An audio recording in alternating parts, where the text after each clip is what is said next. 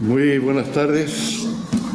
Es para mí un gozo el poder estar nuevamente con ustedes. Creo que hace 3 o 4 meses que fue la última vez que pude compartir la palabra del Señor. Y en este tiempo el Señor nos ha dado a la familia un nuevo nieto y estamos muy contentos. Cada vez que vengo aquí parece que anuncio un nieto nuevo. Claro, si vengo una vez al año, pues una vez al año no hace daño. La familia está pues, muy contenta. También, como algunos conocen, mi consuegro, decirles que él se cayó hace cosa de un mes y está en cama. Tiene que estar como un mes o un mes y medio en cama sin poder moverse porque tiene una pequeña fisura y esperamos que el Señor lo restablezca. Esta mañana estuve en la iglesia del Fondillo porque tenía cultos de bautismo.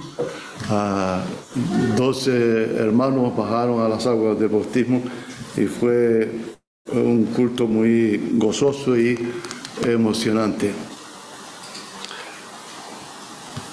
Hemos hecho una lectura en esta tarde y yo tengo que decir que me da pena de que la carta esta de los Filipenses sea tan breve, porque parece que cuando termina tenemos más ganas de seguir leyendo. Nos ilumina de gozo el solamente el comenzar a leerla, nos eleva, nos hace caminar en las alturas. Vamos a ver un poco el contexto de esta carta. Después de llevar una ofrenda a Jerusalén, el apóstol Pablo, para los necesitados, y conforme a una profecía, él fue arrestado de una manera injusta. Él se enteró en este proceso que pensaba mandarlo a Cesarea, así que Pablo usó su derecho como ciudadano romano para apelar al César. Así que un año después el apóstol Pablo está viajando hacia Roma. Los cristianos de Filipo, una vez se enteraron de que Pablo estaba en Roma, enviaron a su consiervo, a Epafrodito, no solo para saber del apóstol Pablo, de cuál era la situación en la que se encontraba allí en Roma, sino para que le sirviera y también para hacerle llegar a través de él una sustanciosa ofrenda que los hermanos de Filipo habían recogido para él. Una vez este propósito se cumplió, Pablo despide a Epafrodito y lo envía de regreso a su iglesia local, llevando consigo esta carta para los hermanos de Filipo. Así que yo me imagino que la iglesia estaba expectante para saber las noticias que traía Epafrodito sobre el hermano Pablo. Y si vamos al capítulo 1, versículo 4, dice el apóstol: siempre en todas mis oraciones ruego con gozo por todos vosotros, por vuestra comunión en el Evangelio, desde el primer día hasta ahora. Y sigue diciendo en el versículo 7, y como me es justo que yo sienta esto de vosotros, porque os tengo en el corazón. Pues luego diría, porque Dios me es testigo de cómo os amo a todos entrañablemente en Jesucristo.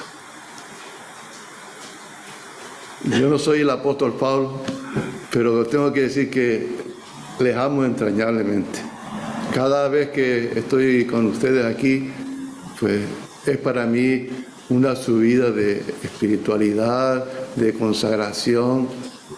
El Señor me bendice mucho a través de compartir la palabra. al llegar al último capítulo, el 4, nos asombra de que en los 9 primeros versículos tengamos nada menos que 13 consejos que nos da el apóstol Pablo y que hoy tendrían para nosotros una tremenda actualidad. Consejos que nos hablan sobre la salud mental, consejos que nos hablan de cómo controlar nuestros pensamientos.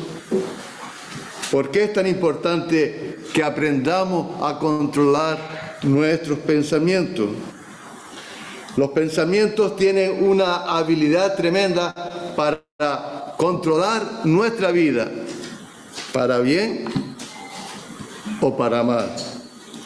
Y más en estos tiempos que nos ha tocado vivir, tiempos de tanta incertidumbre. El COVID-19, el cambio climático, la guerra en Ucrania, etcétera, etcétera. Y el pensar equivocadamente puede ser muy malo para nuestra salud física, para nuestra salud emocional y espiritual, y también para la salud de las personas que están a nuestro alrededor. Como les decía tiempo atrás, según distintas publicaciones, a lo largo del día, cada uno de nosotros somos capaces de crear aproximadamente unos 60.000 pensamientos, de los cuales, según nos dicen, el 95% de esos pensamientos surgen de forma automática. Es decir, nosotros no lo buscamos, sino que vienen a nuestra mente. Y de ellos, el mayor porcentaje de ellos son negativos, el 80%. Es decir, tenemos un 95% de pensamientos que surgen de forma automática y parece ser que el 80% no nos ayuda, sino más bien nos perjudica. Cada pensamiento, eso lo saben los médicos, cada pensamiento genera en nosotros un cambio mental y fisiológico. Estamos a veces tan tranquilos y nos dicen algo que nos disgusta y eso enseguida se nota dentro de nosotros y también por fuera. La Biblia dice que un hombre es lo que piensa. En el Antiguo Testamento a la mente se le llama también el corazón y mente. Así, Proverbios 4:23 nos dice: sobre toda cosa guardada, guarda tu corazón, porque de él mana la vida. Y luego en el capítulo 23, versículo 7, dice: porque cuál es su pensamiento en su corazón, tal es él. Así que el apóstol Pablo nos da un manual práctico para experimentar cada día, hermanos y hermanas, una vida cristiana sana, para que podamos vivir como siervos del Señor, para que podamos darle honra a través de nuestra vida, a través de nuestros pensamientos. Dice el versículo 7 del capítulo 4: para que la paz de Dios, que sobrepasa todo entendimiento, guarde nuestros corazones y nuestros pensamientos en Cristo Jesús. Eso es lo que el apóstol Pablo nos quiere decir. Para que la paz de Dios, que sobrepasa todo entendimiento, en todo momento guarde nuestros corazones y guarde nuestros pensamientos en Cristo Jesús. Así que vamos a destacar brevemente 4 consejos que nos da el apóstol Pablo a cada uno de nosotros, a la iglesia de Filipos y también a esta iglesia. 4 pensamientos que es importante tenerlo en nuestra mente, que es importante tenerlo en nuestro corazón, que es importante mañana tenerlo muy presente y procurar, gracias hermano, y procurar vivirlo. estos 4 consejos que nos da el apóstol Pablo. El primero de ellos nos dice en el versículo 4, regocijaos en el Señor siempre. Otra vez digo, regocijaos. ¿Quién dijo esto? ¿Qué estaba él pasando en su vida para decir, regocijaos en el Señor siempre? Él estaba, como sabemos, estaba en una situación difícil. Él estaba en la cárcel, estaba preso, pero más bien parece esta carta y lo que nos exhorta a través de ella, que está escrita en el monte de la transfiguración. El apóstol Pablo, en un momento de tremenda dificultad en su vida, con muchas circunstancias adversas, habla con seguridad de su vida, habla con seguridad de su futuro, más allá de esta vida.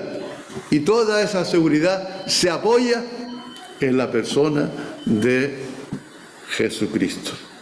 Y Él nos transmite todo un desbordamiento de emoción, de gratitud, de esperanza, de gozo.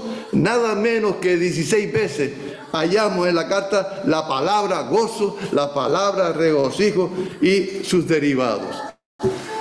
Por ejemplo, si vamos a Filipenses, al capítulo 2, versículos 17 y 18, dice el apóstol, y aunque sea derramado en libación sobre el sacrificio y servicio de vuestra fe, me gozo y regocijo con todos vosotros. Y asimismo, hermanos, gozaos y regocijaos también vosotros conmigo. No solamente Él se regocija, sino que nos exhorta a que nosotros también nos regocijamos con Él. Y yo me preguntaba, hermano y hermana, y te pregunto, si nosotros somos personas que nos gozamos y regocijamos en el Señor siempre,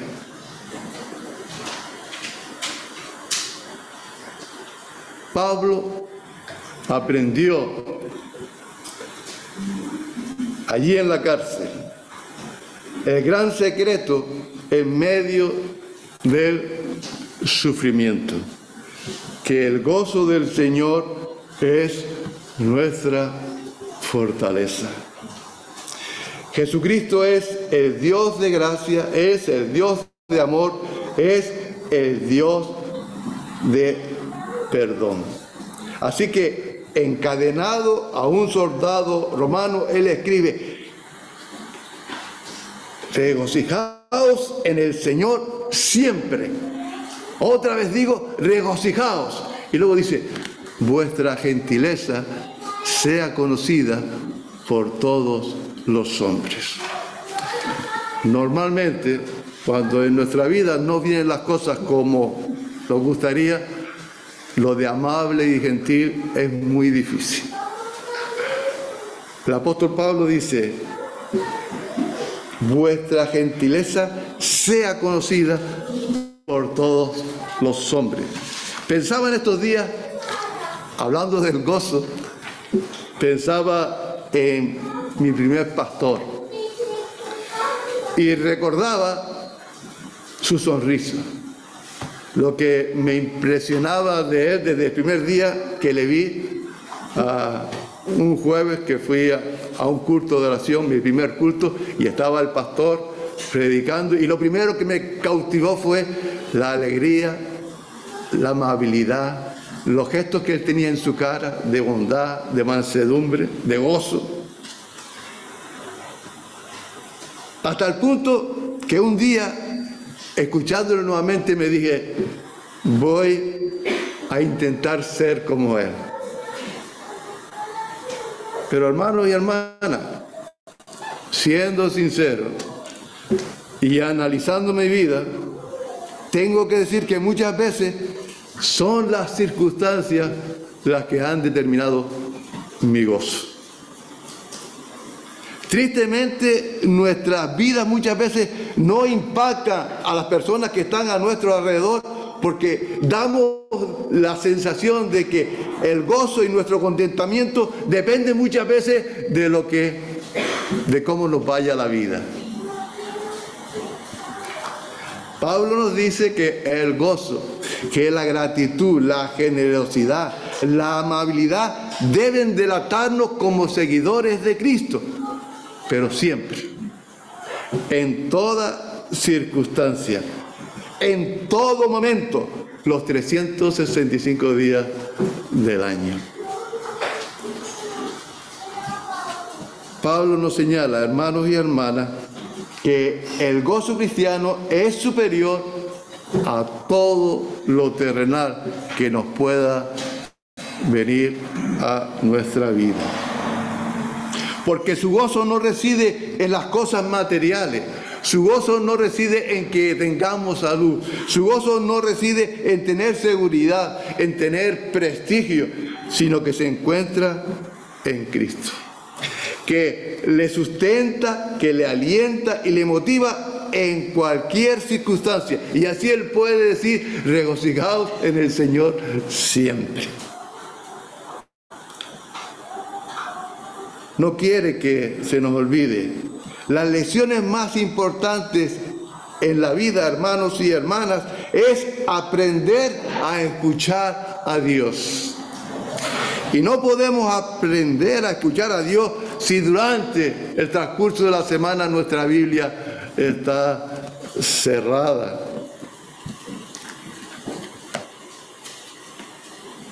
Muchas veces perdemos sus bendiciones, muchas veces perdemos su gozo por no escuchar su voz. Pablo dice, primer consejo, regocijaos en el Señor siempre. El segundo consejo dice, el Señor está cerca, siempre. Por el contexto, según los teólogos, sabemos que no es una referencia a la segunda venida de Jesucristo. Pablo dice, aunque estoy en la prisión, aunque todos me han abandonado, porque muchos le abandonaron por el peligro que era ser amigos de Pablo, él dice, el Señor está conmigo en la celda. Eso lo expresa él, por ejemplo, cuando le escribe a Timoteo, cuando ya los días terrenales se le acaban. Él dice que todos le habían abandonado, pero dice, pero el Señor estuvo a mi lado y me dio fuerzas. Mira, el libro de Génesis nos relata cómo el patriarca José fue tirado a un pozo siendo muy joven por sus propios hermanos. Y allí le dejaron, allí le abandonaron. Yo no sé si tú alguna vez te has sentido así, como dejado, como abandonado, a veces rodeado de personas, pero no sabes por qué te encuentras así. David se encontró muchas veces de esta manera y él se preguntaba, ¿qué te pasa? ¿Por qué te abates, alma mía? ¿Por qué te turbas dentro de mí? Espera en el Señor, decía el salmista. Pues así se encontraba José. Escuchaba estos días de un pastor que estaba pasando por una tormenta difícil en su ministerio. Y él decía, sé que Dios me puso aquí, pero no sé si se acuerda dónde me puso. Estaba pasando con muchas dificultades. El patriarca José estaba dentro de aquel pozo que estaba lúgubre, que solamente había una pequeña boca en lo alto. Pero no estaba solo. Tiempo después fue enviado a la cárcel por Potifar, oficial del faraón, por acusaciones falsas de la mujer de su amo. Y dice Génesis 39, versículo 20. Y tomó su amo a José y lo puso en la cárcel donde estaban los presos del rey. Y estuvo allí en la cárcel. Pero Jehová estaba con José y le extendió su misericordia y le dio gracia en los ojos del jefe de la cárcel. No estaba solo.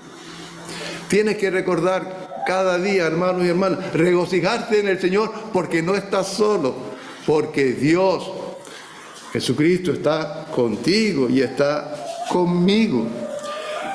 Ay, el pobre Moisés, me da pena. Él tenía que hacer una labor muy difícil. Se tenía que presentar ante el faraón. Tenía que liberar a su pueblo. Y Dios le dio solo una promesa. Dios no le dijo que iba a dividir el mar. No se lo dijo. No dijo que le iba a dar, que iban a pasar hambre y que le iba a dar pan. No se lo dijo. Solamente le dijo, ve, yo estaré contigo.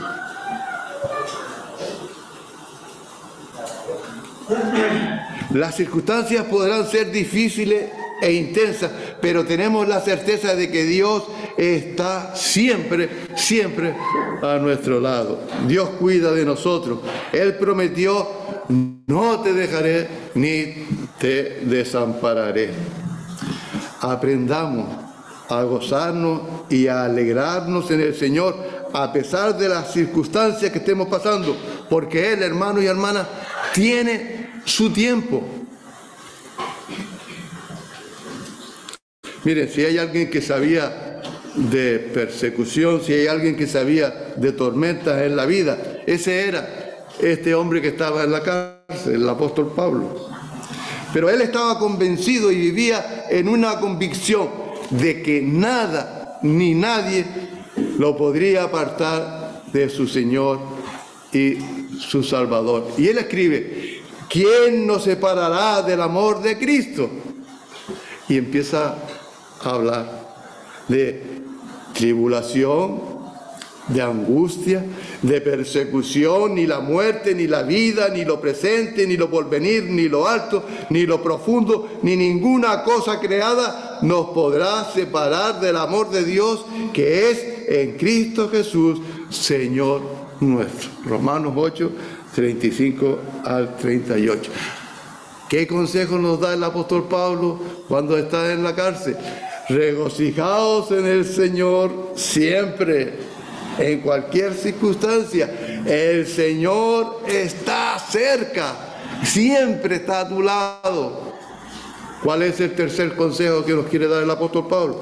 Dice, por nada estéis afanosos. El apóstol Pablo es un hombre que habla con rotundidad de todo o de nada. Rehúsa el preocuparte por todo, es lo que está diciendo. En el original griego la frase preocuparse por todo conlleva la idea de algo que se desgarra, y eso es lo que la preocupación hace en nuestro corazón, en nuestra vida. ¿Qué hace? Nos desgarra interiormente. Nos hace vivir no en el gozo del Señor. Muchas veces nos hace vivir turbados, abatidos, angustiados, aunque sabemos, porque nos han dicho que el 90% de nuestras preocupaciones no se van a producir, si acaso el 1%. Pero nos la imaginamos y la vivimos como si fueran reales, y el cuerpo y la mente lo notan. Y así, hermanos y hermanas, los pensamientos del pasado, las inquietudes del futuro nos impiden gozarnos el presente, los días que el Señor hermosamente nos está dando para vivir. Por nada estéis afanosos. En varias de sus enseñanzas, el Señor Jesucristo nos dejó muy claro que no valía la pena el venir y el vivir lleno de preocupaciones. Con las preocupaciones nadie ha podido añadir ni un solo centímetro a su estatura, ni un solo día a su vida con las preocupaciones. Más bien, lo que sabemos o nos han dicho es que con las preocupaciones lo que hacemos es acortar nuestros días. Muchas veces hemos escuchado, si tienes solución, ¿para qué te preocupas? Y si te preocupas, si no tienes solución. Es una pérdida de tiempo. Por eso el Señor Jesús, que nos conoce y sabe cómo somos, nos dice, no os afanéis por vuestra vida, por las cosas que os preocupan y nos ocupan. Cada uno sabe qué cosas puede haber en nuestra vida que nos está quizás quitando el gozo del Señor. Los paganos, los incrédulos, se preocupan desmedidamente por todo, pero nosotros somos hijos e hijas de Dios y no debemos ser como ellos. Nuestro Dios, como decía nuestro hermano, es el soberano, es el Rey de Reyes, y tu vida y mi vida está en sus manos.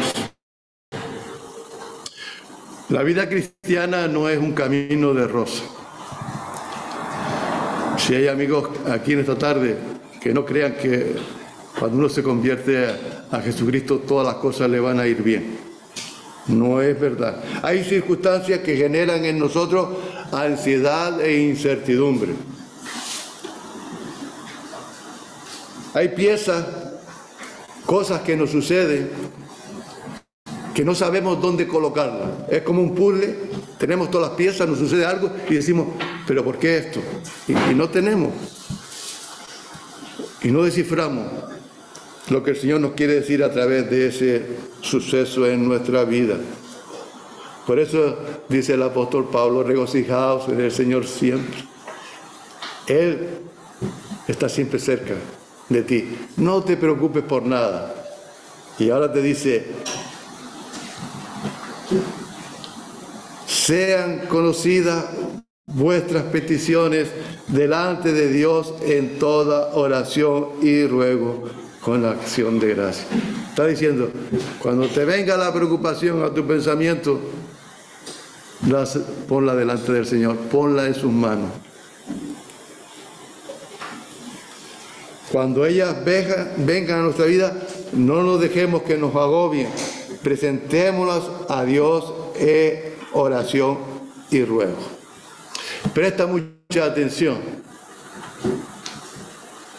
No hay nada que podamos llevar a Dios que sea muy grande para Él. No es posible.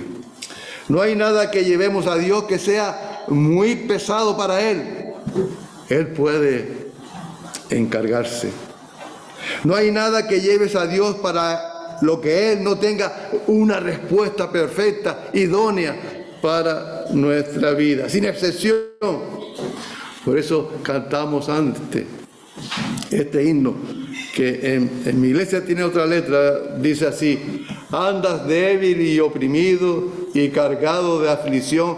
Esto es porque no llevamos todo a Dios en oración. Y hermanos y hermanas, yo tengo que confesar, cuando miro por el espejo retrovisor en mi vida, veo que muchas veces he tenido preocupaciones que yo no las tenía que llevar. Las tiene que llevar el Señor, porque esa es su promesa.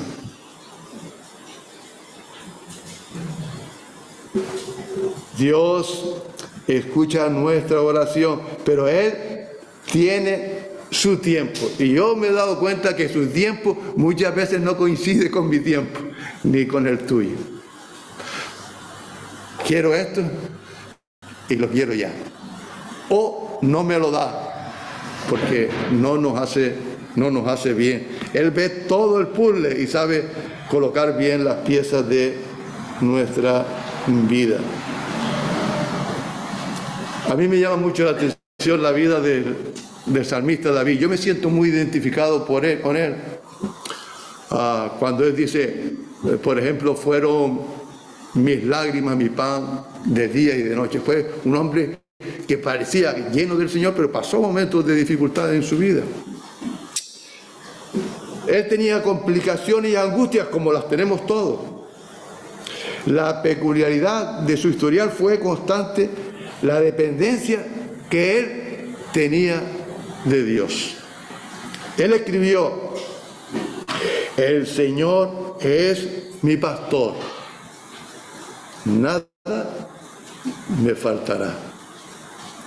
El pastor del Medio Oriente sacaba a pastar a sus ovejas a las 4 de la mañana, cuando el rocío todavía estaba sobre la hierba. A esa hora, a las 4 de la mañana, todo estaba en silencio. Pero a las 10 de la mañana, el sol comenzaba a calentar en serio, y el pastor tenía una obsesión, y era buscar un lugar sombreado para que sus ovejas pudieran tener pasto. A las 11 de la mañana ya el sol en el oriente es insoportable, y el pastor tiene que buscar ya una cueva, ya tiene que buscar un refugio, una gruta para él y principalmente para sus ovejas. Y allí, en esa gruta, en esa cueva, están 4 o 5 horas descansando, renovando fuerza. Y David escribe: el Señor es mi pastor, nada me faltará.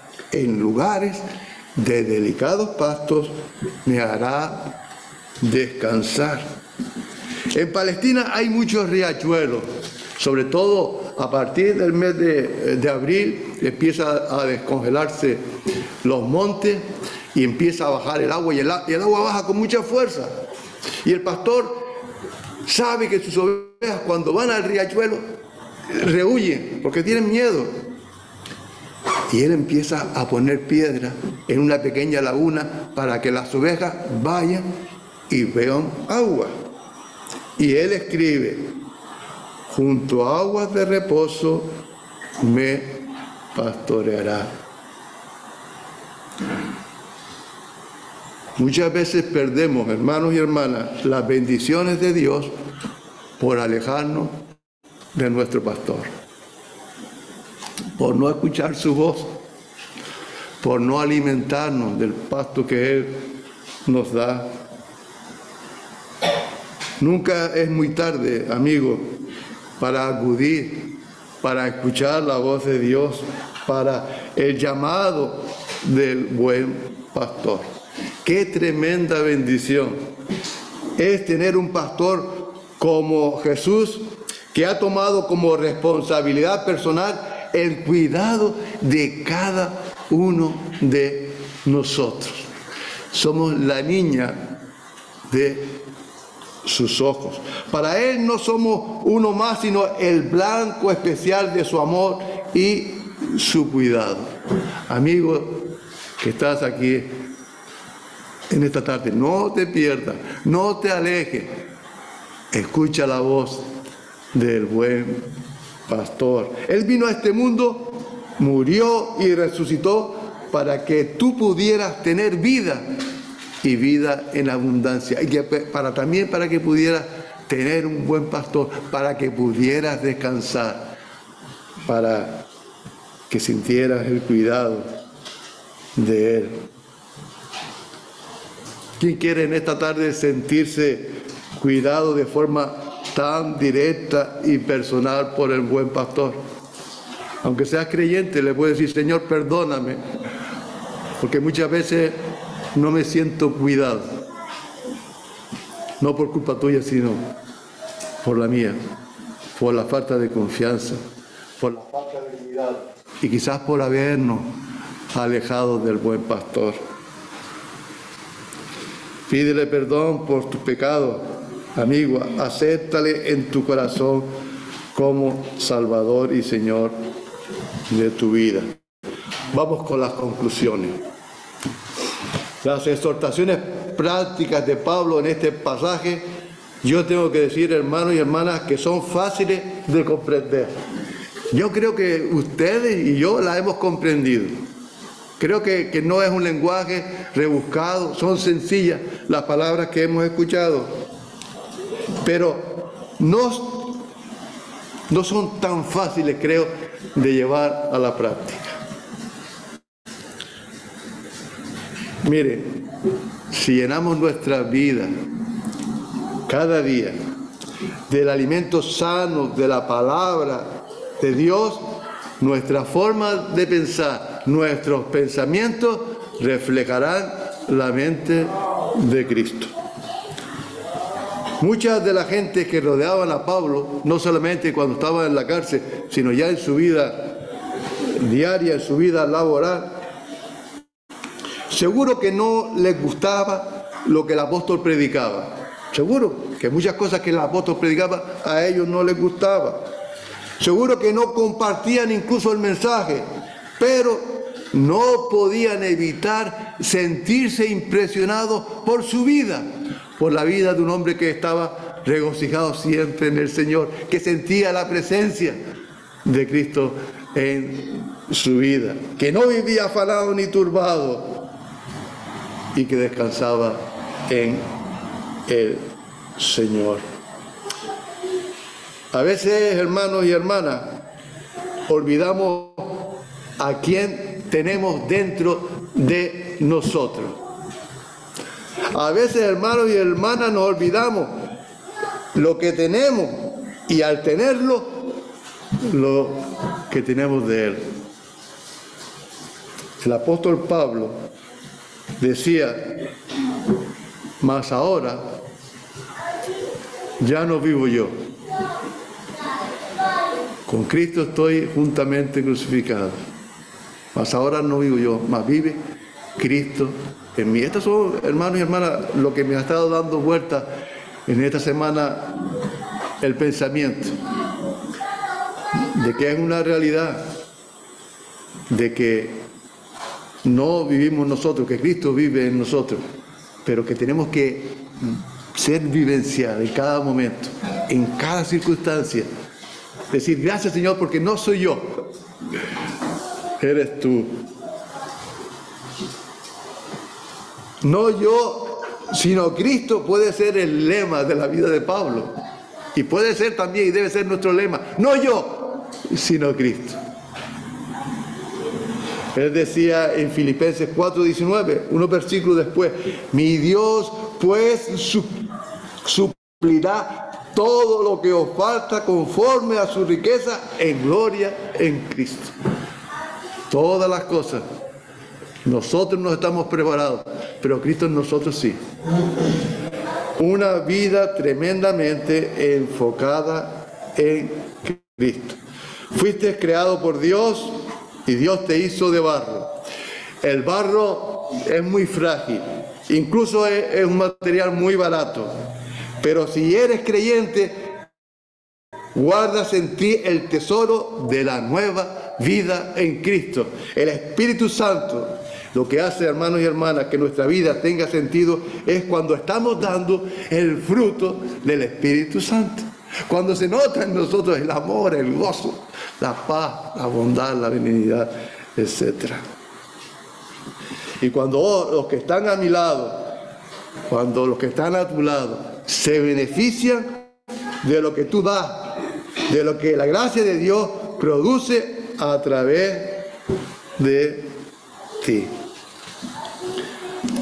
Todo esto, estos 4 consejos, es solamente el escenario que Pablo ha preparado para decirnos, por lo demás, lo que os he dicho, lo que habéis escuchado, lo que he repetido.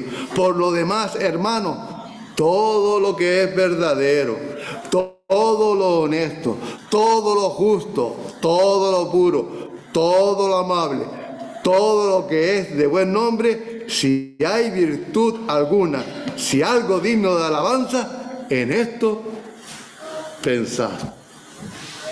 Esta es mi oración para ti y para mí. Que haya amor sincero entre nosotros, perdón, alegría rebosante, la presencia de Cristo una paz profunda en nuestros corazones llenos de su gracia. Y decir con el profeta Habacuc, capítulo 3, versículo 17. Las circunstancias que me rodean son difíciles. Miro para adelante, para el futuro, y me ruborizo. Las que estoy viviendo ahora, difíciles. Aunque la higuera, decía Habacuc, aunque la higuera no florezca, aunque en las vides no haya fruto, aunque falte el producto del olivo y el labrado no dé mantenimiento, y las ovejas sean quitadas de la majada, y no haya vacas en los corrales, con todo, yo me alegraré en el Señor y me gozaré en el Dios de mi salvación. Que así sea, hermanos y hermanas, que sea un reflejo de lo que el Señor ha puesto en nuestro corazón para poder vivirlo y para poder compartirlo. Amén.